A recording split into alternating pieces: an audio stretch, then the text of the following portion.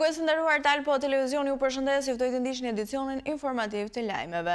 Me nisjen e sezonit të kanabisit, sipas burimeve nga policia e shtetit, do të rinisi dhe betejë kundër kultivimit. Kjo në bazë të kontrolleve që do të shtrihen nga veriu deri në jug të Shqipërisë.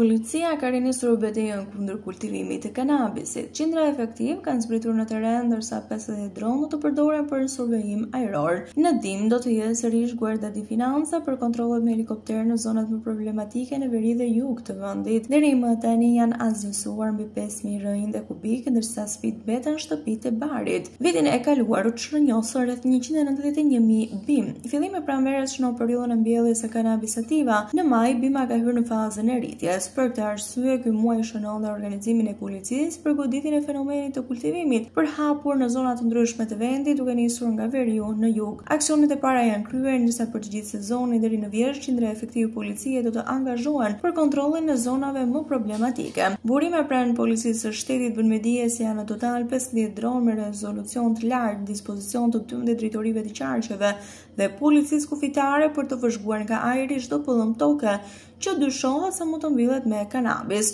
Muajt e parë të vitit policia është përpjekur që përmes inteligjencës informative dhe godas rastet e mbjelljes në kubik që në fazë fillestare, ndërsa operacionet në teren javët e fundit ka dhënë rezultatet e para me mbi 5.000 rënjë dhe kubik kanabis të azgjësuar. Në jug, Vlorë, Tepelen, Skrapari dhe jo vetëm konsiderohen pikat më të nxehta dhe sërish pritet të kultivohet kanabis, ndërsa në veri, në malet e Tukagjinit, në Shkodër, Mirdit, Tropoj, Kruj e Dibër. Vitet e fundit u vërejtën dhe rastet e përdorimit të godinave të vjetra të pabanueshme apo terreneve brenda zonave ushtarake për kultivim kanabis. Këtë herë ka një porosit të qartë për të ushtruar kontrollet të vazhdueshme që rastet të tilla të mos përsëriten. Mbi 191.000 rënjë kanabis sativa janë azgjësuar gjatë vitit të kaluar fal kontrolleve me dronë dhe helikopter. Jemi në këtë moment me zhvillime kryesore nga vendi.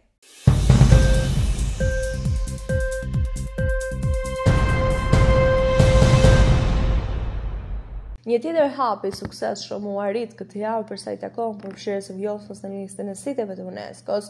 Komiteti Ndërkombëtar i Këshillit për Rezervat e Biosferës ka aprovuar dosjen e aplikimit. Pritet që konfirmimi final nga UNESCO të jepet në sesionin e 37 të MAB, i cili do të mbahet në muajin shtator 2025. Është më shumë se një vlerësim ndërkombëtar, por është njohja ndaj bukurisë së egër të Vjosës. Asgjë nuk ka ndodhur rastësisht, por vjen pas një pune intensive e Ministrisë së Turizmit mjedisit e zonave të mbrojtura.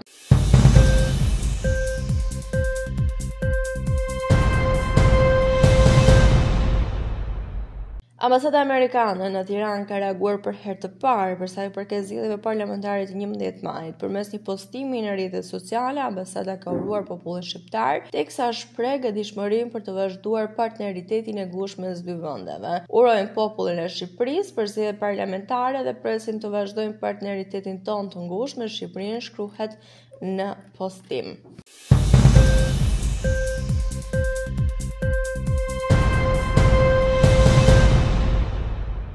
Shqipëria renditet e 10-ta në rreth 40 vende të Europës për rritjen e lartë të çmimeve të ushqimeve ndërmjet vitit 2015 deri në 2025 në muajin mars. Të dhënat që burojnë nga indeksi i harmonizuar që BE përdor për të krahasuar ndryshimin e çmimeve në Europë tregon se që nga 2015 Turqia kryesoi për rritjen e lartë të inflacionit të ushqimeve për shkak të valve të inflacionit të viteve të fundit dhe në anën tjetër Zvicra kishte rritjen më të ulët. Indeksi shqiptar i çmimeve të ushqimeve dhe pijeve jo alkolike shënoi në mars të këtij viti 167%, çka do të thotë se nga viti 2015 deri në mars 2025 çmimet e ushqimeve në Shqipëri janë rritur me 67% nga nivelet më të larta në Europë. Çmimet e ushqimeve në Shqipëri u rritën 14% më shumë se mesatarja e BE-s në këtë periudhë. Eurostat e rendit Shqipërinë në vendin e 10 në 40 ekonomi, teksa para nesh renditen vende me zhvillime jo të zakonta, me inflacion shumë të lartë si Turqia me 1470 dhe Hungaria me 210.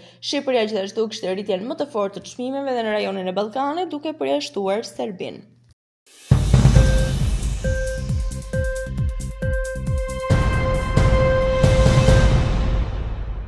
Ndërsa sektori i turizmit po përballet çdo ditë më shumë me mungesë fuqisë punëtore, një pjesë e mirë po zgjedhin që përmes punojësve nga Filipinet apo vende të tjera të marrin dhe t'i sjellin në Shqipëri në sektor të ndryshëm, qoftë kulinari, hoteleri, akomodim. E ndërsa kërkohet nga turoperatorët marrje masër serioze nga qeveria që kjo situatë mos vijojë, por të jetë të pranishëm qytetarë shqiptarë ata të cilët të mund të punojnë. Ndër këto masa është dhe subvencionimi i studentëve që ndjekin direkt të hoteleri, turizmi dhe punojësve jashtë periudhës së sezonit. Këta të fundit mund të punojnë në këto vende që janë të lira pune dhe në këtë mënyrë gjithë operatorët në Shqipëri mund të shmangin marrjen e personave të huaj dhe mund të punësojnë shqiptarët. Vetëm në 4 muajt e parë të vitit në Shqipëri kanë hyrë 2.4 milion shtetas të huaj, duke sinjalizuar një sezon të mbarë turistik, jo vetëm veror, por edhe për gjatë muajve të tjerë.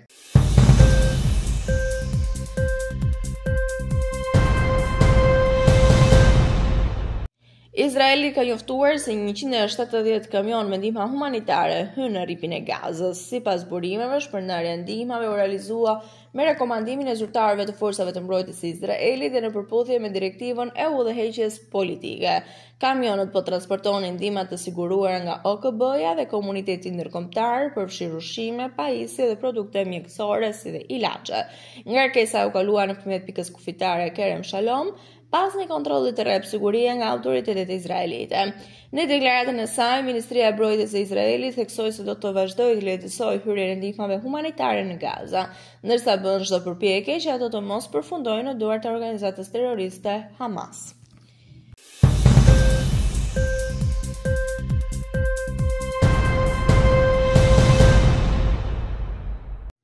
Ekonomia ruse ka arritur në vendin e 4 në nivel global për nga pariteti i luftës dhe i fuqisë blerëse, ka thënë presidenti Vladimir Putin në takimin me përfaqësuesit e komunitetit të biznesit. Fakti që vëllimi i ekonomisë ruse është i 4 në gjithë globin për nga pariteti i fuqisë blerëse është sigurisht merit juaj e drejt për drejt, rezultati i punës së përbashkët të ekipeve të fabrikave dhe kompanive, ka thënë ai. Ekonomia kombëtare po rritet me një ritëm të jashtëzakonshëm gjatë 2 viteve të fundit në kushte mjaft sfiduese dhe lart të qenit ser vuri në dukje Putin. Ekonomia ruse u rrit me 4.1% në vitin 2023 dhe me 4.3% në vitin 2024. Kjo rritje nuk ishte në degë individuale dhe nuk ishte lokale nga natyra, por mbulonte gamën më të gjerë të fushave, duke përfshirë industrinë, bujqësinë, shërbimet, finansat e kështu me radhë.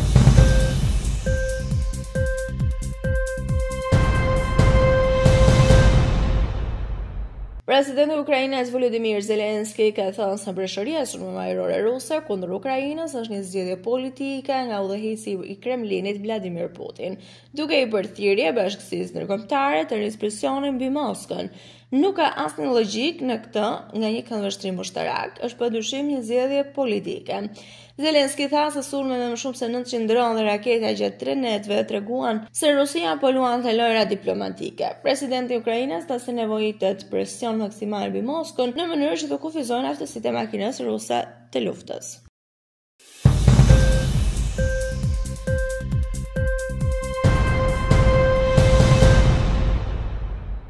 Ishte gjithçka e përgatitur për këtë edicion informativ lajmesh. Unë ju falenderoj për vëmendjen tuaj. Bashkë mirëpafshim.